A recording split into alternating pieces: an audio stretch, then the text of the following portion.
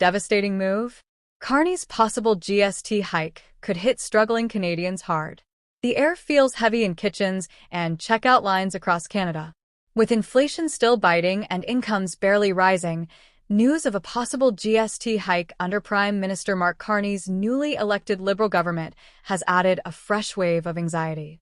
Canadians aren't talking about abstract policy, they're talking about their lives, their grocery bills, their ability to pay rent, fill prescriptions, heat their homes, and still afford back-to-school clothes.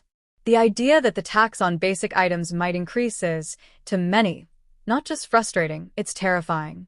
The message feels cruelly simple. No matter how hard you work, life just keeps getting more expensive. Carney, who took office following the April 28 snap election, had initially promised steady, responsible leadership grounded in transparency. His early moves, eliminating the carbon tax and reversing Trudeau's capital gains reforms, were viewed as pragmatic, even refreshing. For a country battered by years of political drama and economic uncertainty, Carney's entry offered a sense of calm. But now, murmurs of a GST hike have cracked that calm wide open. For many Canadians, especially the working poor and middle-income families, it feels like a looming storm they were never warned about. It's easy to understand why the alarm bells are ringing. The GST touches almost every purchase made in this country. It's present when you buy a child's backpack, a new winter jacket, over-the-counter medication, or a toaster. Most people don't see it until they look at the final receipt, but when it rises, everyone feels it. A shift from 5% to 6% or 7% might look minor on paper, but over time, those extra dollars pile up. For the millions living paycheck to paycheck, this isn't a footnote in public policy. It's the difference between stability and stress. The anxiety isn't limited to big cities or one region.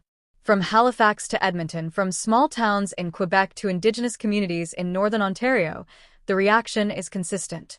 Fear. A GST hike doesn't discriminate. It impacts seniors on fixed incomes, students already drowning in debt, single parents choosing between rent and dinner, and small businesses just beginning to bounce back. Unlike luxury taxes or targeted fiscal changes, a consumption tax hits the bottom of the pyramid the hardest. That's why the concern feels not only economic, but moral. Opposition leaders were quick to respond. Conservative leader Pierre Poilievre condemned the idea as a betrayal of Canadian families. In passionate speeches and interviews, he warned that a GST increase is not just poor policy, it's morally wrong in a time when families are already forced to cut essentials. He accused the government of prioritizing balance sheets over dinner tables, and his words have echoed loudly across social media. NDP leader Jagmeet Singh added to the pressure, calling the GST an inherently regressive tax that burdens those who already carry the heaviest load. Carney's office responded by insisting that no final decision had been made.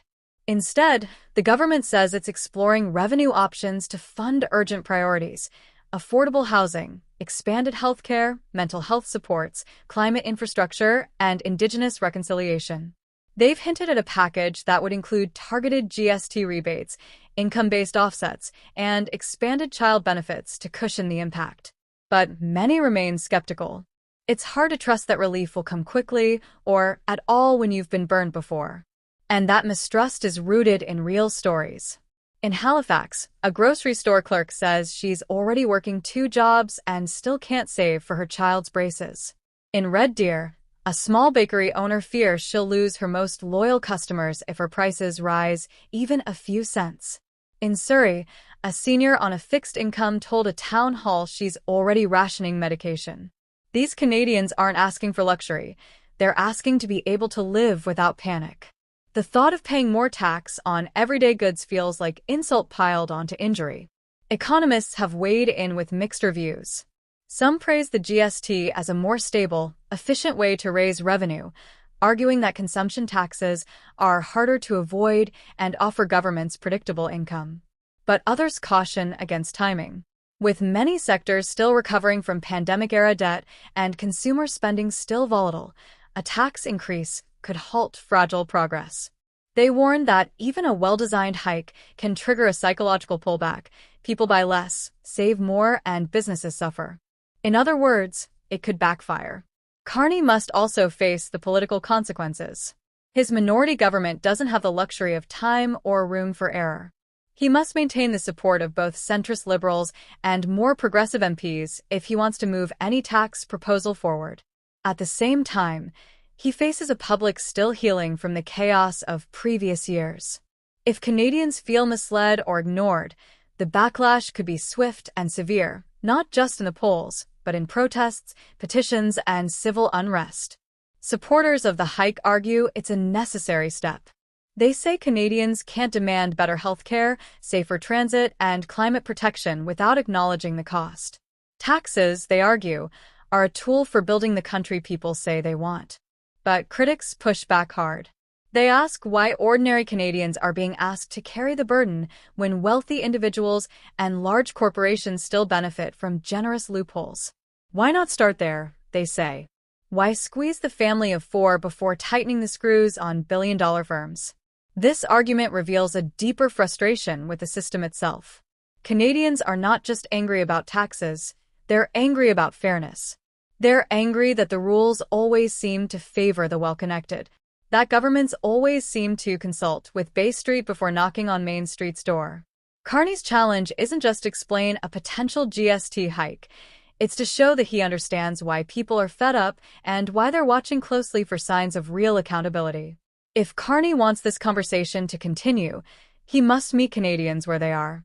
That means plain language, not bureaucratic jargon. That means real math, how much more a family will pay annually, and how they'll get relief. It also means empathy, not just acknowledging the hardship, but designing policy that actively centers it. People need to know their sacrifices are understood and reciprocated. Otherwise, even the best intentions will be seen as betrayal. His government will also need to clearly define timelines and enforcement. Canadians are tired of promises without follow-through. If GST revenue is going to fund affordable housing, when will shovels hit the ground? If low-income households are to be reimbursed, how fast will the payments arrive? These are not luxuries, they are the minimum requirements for public trust. Without that clarity, even a well-structured tax plan will collapse under the weight of public suspicion. Canada is at a crossroads. This isn't just about taxation, it's about the country's social contract. What are we willing to give, and what do we expect in return?